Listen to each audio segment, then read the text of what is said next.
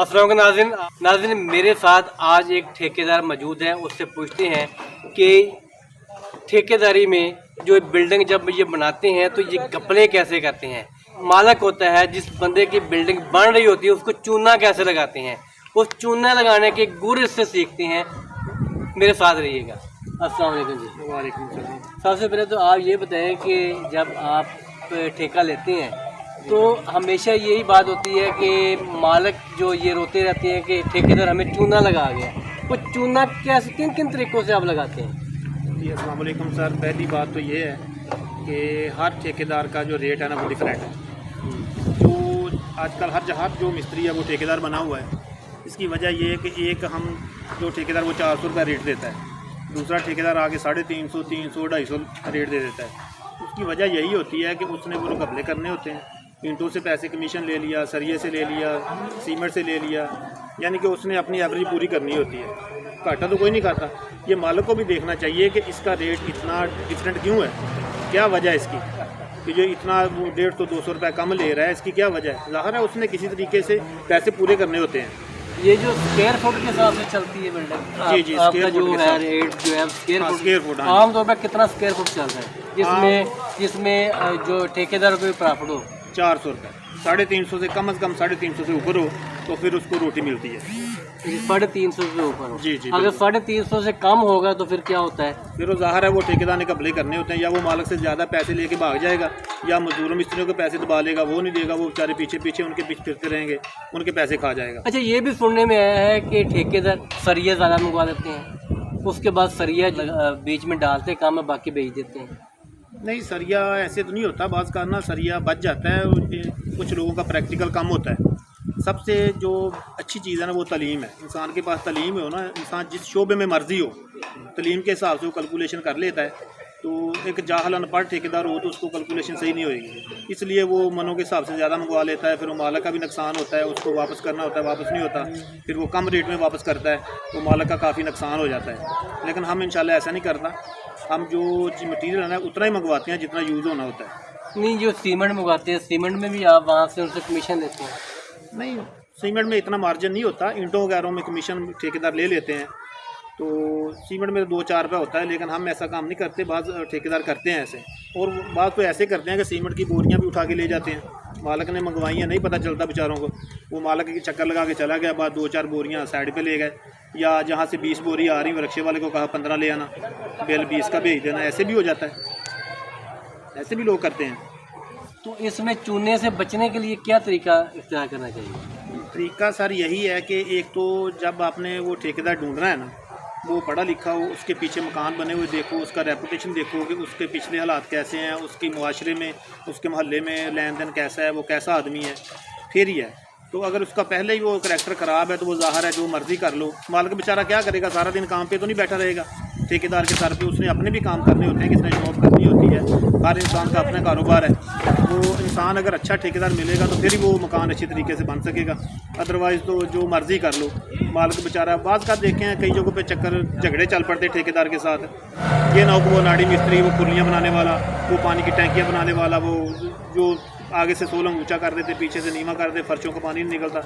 इतना महंगा टाइल पत्थर लगाना होता है, और वो फिर वो तोड़ भंन तो नहीं हो सकती जो करोड़ों रुपए मालिक ने लगाने हैं। इससे बचने के लिए इंसान पहले इंतखाब ऐसे ठेकेदार का करे जो क्वालिफाइड हो और अपने काम का मास्टर हो। या आजकल अनपढ़ ठेकेदार भी फैले हैं? नहीं, जो अनपढ़ ठेकेदार है ना वो मकान तो बना सकते हैं, लेकिन जो आजकल बिल्डिंगें बन रही हैं ना उसके लिए क्वालिफाइड होना ज़रूरी है। इसमें कोई इंजीनियरिंग कोर्स है या क्या है? ये वैसे इसमें क्या कहाँ से सीखते हैं, या फिर इसका कोई इंस्टीट्यूट है, ये क्या है? इंस्टीट्यूट भी है, सीखते भी हैं, लेकिन सबसे जो मेन चीज़ है ना वो प्रैक्टिकल है। अगर इंसान का प्रैक्टिकल को 15-20 साल का है तो वो पढ़ा लिखा भी है। जो तलीम है ना भाईजान, ये हर शोबे में इंसान को गाइड करती है। वो बेशक मिस्त्री हो, वो बेशक जिस शोबे मर्जी चला जाए, उसकी तालीम उसको निखारती है। तलीम जो होती है वो हर जगह नज़र आती है। अच्छा, जो ये ब्रिक्स आप यूज़ करते हैं, जी जी, ये ईंटें जो है, आजकल तो पता चला है कि पेशावर के अंदर एक इंजीनियर साहब ने, प्रोफेसर साहब ने एक ईंट तैयार की है, वो घर में एक मशीन के थ्रू। वो ज़्यादा अच्छी है या ये जो आप लोग इस्तेमाल करते हैं भट्टे वाली ईंट, ये ज़्यादा बेहतर है? ये जो जनाब दूसरी मशीनी ईंट बनती है ना, जो जब बनती है उसके मसाम बंद हो जाते हैं। वो उसको कोयला नहीं यूज़ करते, उसके मसाम बंद होते हैं, वो उसको पानी जज़ब नहीं करता। जब उसकी तराई करते हैं पानी जज़ब नहीं होता, जब पानी जज़ब नहीं होगा तो सीमेंट कैसे उसको पकड़ेगा। इससे जो भट्ठे वाली ईंट है ना, ये सबसे अच्छी यही ईंट है, वो मशीनी ईंट कामयाब नहीं है। अच्छा, आपने एक बिल्डिंग बनाई, आप किस तरह स्क्वायर फुट का हिसाब लगाते हैं? ऊपर जाके छत पे लगा के जाके करते हैं, ये किस तरह आपका ये मेजरमेंट है? जी जनाब, हमने जो छत है ना, लास्ट जो छत होती है उसकी पैमाइश करनी होती है, लंबाई ज़रब चढ़ाई। और अच्छा। उसके बाद जो कंक्रीट की कनोपियाँ बनती हैं उसकी पैमाइश होनी होती है, जो कंक्रीट की पर्दे बनने होते हैं उसकी पैमाइश होनी होती है, जो दीवारें और प्लस्तर वगैरह इसकी पैमाइश नहीं होती टाइल पत्थर की। सिर्फ हमने जो रूफ़ है ना छत, उसकी पैमाइश करनी होती है। जो रूफ की पैमाइश करके आपने मेजरमेंट कर लेता हो जी। कि इतनी पैमाइश है, तो इस हिसाब से इतने पैसे जी जनाब। बन गए। ठीक है जी। तो इसमें आप आवाम को कोई ऐसा मैसेज देना चाहेंगे, जो लोग नई बिल्डिंग बनाना चाहते हैं, उनके लिए कोई ऐसा मैसेज कि वो किस तरह जो है वो ठेकेदारों से या जो मिस्त्री हजरात हैं उनसे बच सकते हैं, उनके नजायज़ फरोशी से या नजायज़ काम से? मैं यही मैसेज देना चाहूँगा कि अच्छे ठेकेदार का इंतखाब किया जाए, और जो मटेरियल आपने ख़रीदना है ना, ईंटें, रेत, सीमेंट, वो मालिक खुद प्रोवाइड करे। वो खुद शॉप पे जाए, खुद उनके साथ रेट तय करे, ठेकेदार के ऊपर कोई काम ना छोड़े, खुद उसको हैंडल करे और सारा मटेरियल जो मालिक मकान है खुद अपने हाथ से प्रोवाइड करे। अच्छा, ये भी बात बड़े मशहूर है कि एक मिस्त्री जब हम लगाते हैं तो सुबह से शाम तक उसने गिनती करनी होती है कि अगर 8 घंटे काम होते हैं तो उसने 8 ईंटें ही लगानी है। तो इसका क्या है? नहीं, हम ऐसा नहीं करते। अगर ऐसे करेंगे तो हम घर से पैसे ला के ना उनको देने पड़ेंगे। हम जो मिस्त्री रखते हैं ना, हमने उनकी एवरेज लेनी होती है। बाज़ का जो आपने बात की है कि 10 ईंटें या 15-20, वो दिहाड़ी पे जो लोग गांव में लोग लगा लेते हैं, शहर में वो जो दिहाड़ी पे लगे होते हैं, वो उसने इतनी ईंटें लगानी होती है। मालिक को बेचारे को पता नहीं होता, और वो जो एक हफ्ते का काम है वो कई कई महीने चलता रहता है। तो मिस्त्री जो है वो एक दिन में कितना आपका हिसाब किताब होता है कि इतनी दीवार हो या इतनी ईंटें वो लगाए? जो मिस्त्री है ना, उसके साथ एक मजदूर होता है, कम से कम एक मजदूर, उसको कम से कम 1200-1300 ईंट लगानी होती है 9 इंची की दीवार पे। अगर 4 इंची दीवार है तो वो 600-700 ईंट लगाएगा। और अगर प्लस्तर की बात की जाए तो वो कम से कम 2 दीवारें हैं जब वो प्लस्तर करेगा तो फिर उसकी एवरेज मुकम्मल होती है। 2 दीवारें कितनी पैमाइश की? तकरीबन 2 सैकड़े कम से कम प्लस्तर हो तो फिर उसकी एवरेज पूरी होती है। अगर इससे कम करेगा तो वो ठेकेदार को नुकसान होगा, और अगर इससे ज़्यादा करेगा तो वो ठेकेदार के लिए प्रॉफिट होगा। सही।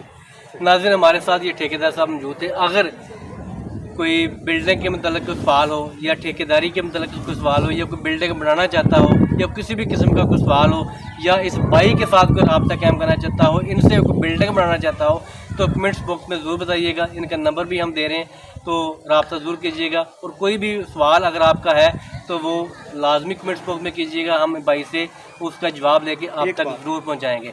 जी, एक मैसेज मेरे नाज़रीन के लिए है कि जब आपने दीवारें शुरू करना है ना मकान कोई भी, तो उसकी जो बुनियादें हैं वो बेहतरीन तरीके से सर अंजाम देनी चाहिए।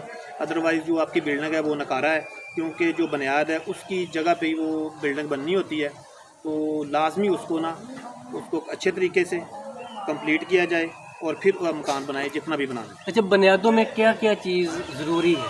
बुनियादों में सबसे पहले रोड़ी डाली जाती है 4-5 इंच, उसके बाद कंक्रीट डाली जाती है, और उसके बाद कम अज़ कम सताई, और कम अज़ कम अगर कोई मालिक अमीर नहीं है, गरीब है, तो वो 22 और कम अज़ कम 18 उसके ऊपर ही शुरू करे, और इंशाल्लाह कोई मसला नहीं है। टियर गार्डर बेहतर है या लेंटर बेहतर है? ये सर आपकी गुंजाइश के मुताबिक है। अगर आप किसी गांव में रहते हैं तो लेंटर पे खर्चा ज़्यादा आता है। जी ज़्यादा आता है। अगर आप गांव में रहते हैं तो उसमें गार्डर टियर यूज़ करो। उसकी वजह यह है कि जो गांव के लोग होते हैं ना, वो साल ब साल मकान ऊंचे करते रहते हैं, बाज़ार नीवे हो जाते हैं, और मकान जब ऊंचे करते हैं तो आपका घर नीचा हो जाता है। अगर गार्डर टियर होंगे तो उसको उठाने में आसानी होगी। अगर लेंटर होगा तो फिर आप तोड़ फोड़ करेंगे तो फिर वो नुकसान होगा।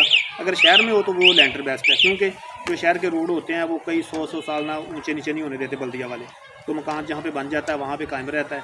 और जो लेंटर है उसका तकरीबन अगर गार्डर की छत पे लाख रुपये लगता है तो लेंटर पे 1.25 लाख लगेगा। इतना डिफरेंट वो 20-25 हज़ार का लाख 25,000 जी लाख के पीछे आता है। और जो बेस्ट है आजकल मुआशरे के हिसाब से, रूटीन के हिसाब से लेंटर बेस्ट है। लेकिन अब तो लेंटर को भी नीचे से उठा देते हैं, ऊपर मशीनरी ऐसी आ गई है कि लेंटर पूरी बिल्डिंग को ऊपर उठाया जा सकता है। जी, अगर वो सिंगल स्टोरी है तो उठाया जाएगा, अगर उसके ऊपर ज़्यादा बिल्डिंग और बनी हुई हैं तो फिर वो नहीं उठा सकता। वो नहीं उठा सकता। हाँ जी, जी बहुत शुक्रिया। Thank you.